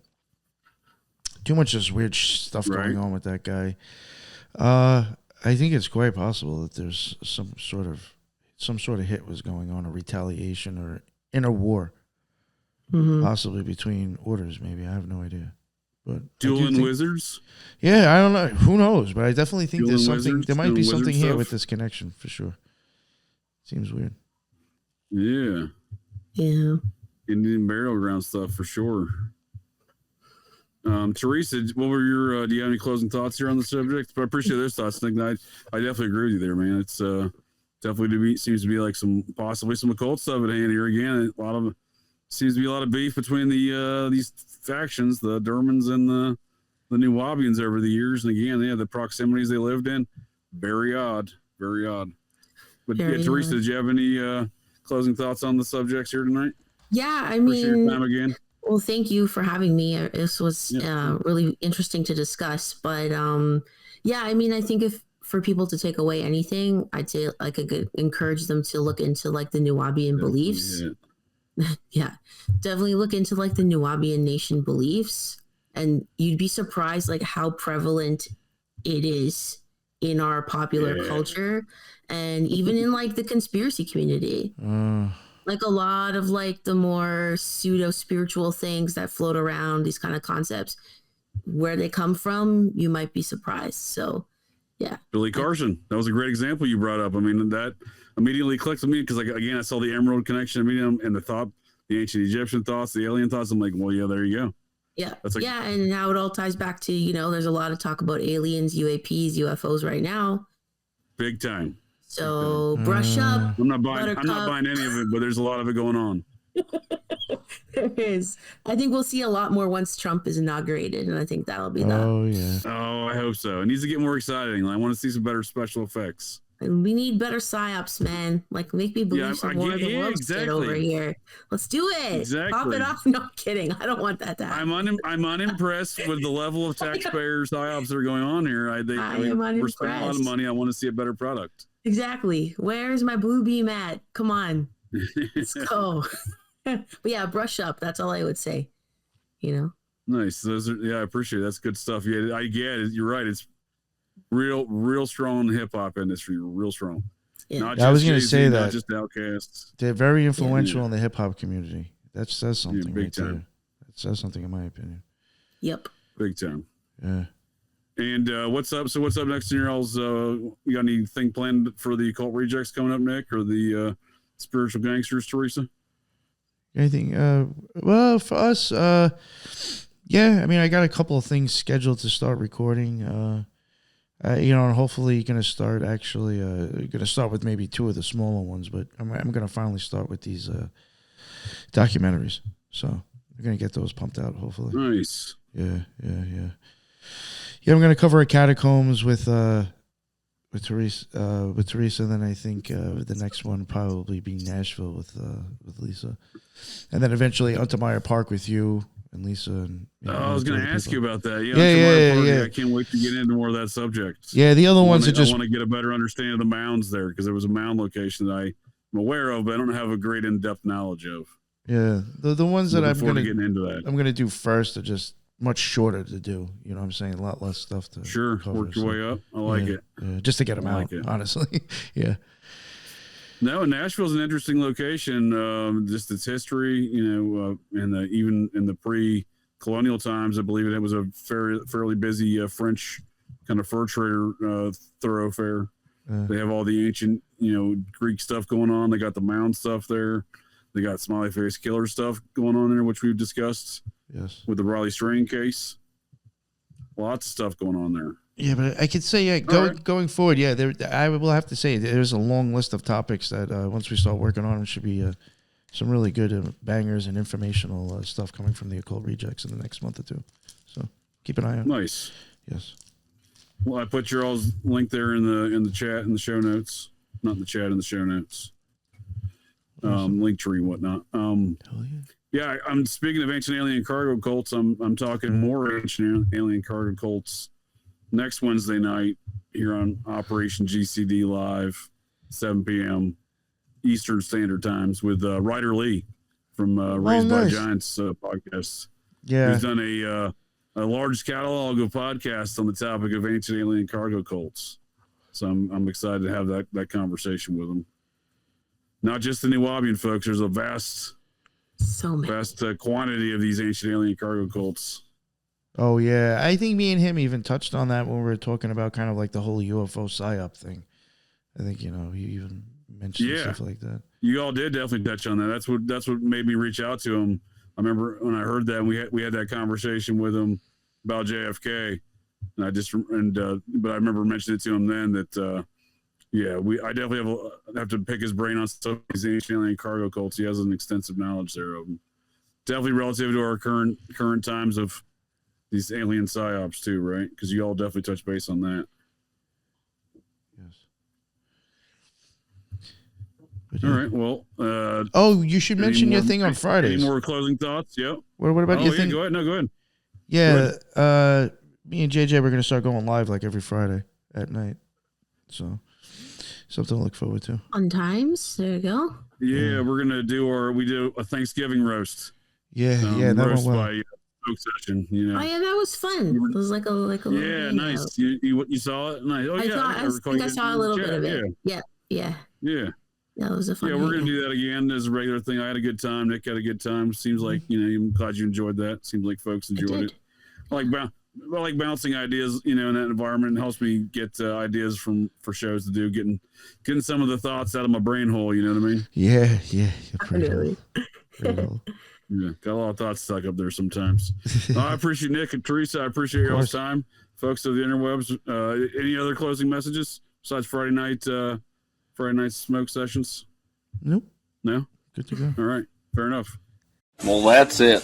That's the show here, folks. So the next time you're out on the town, visiting your local watering holes, or perhaps just meandering around, and you hear the unmistakable sounds of metal clanking, and you spot signs of a disturbance, but check your six. Look in that garbage can, 'cause you never can tell. The GCDs may be loose in your town.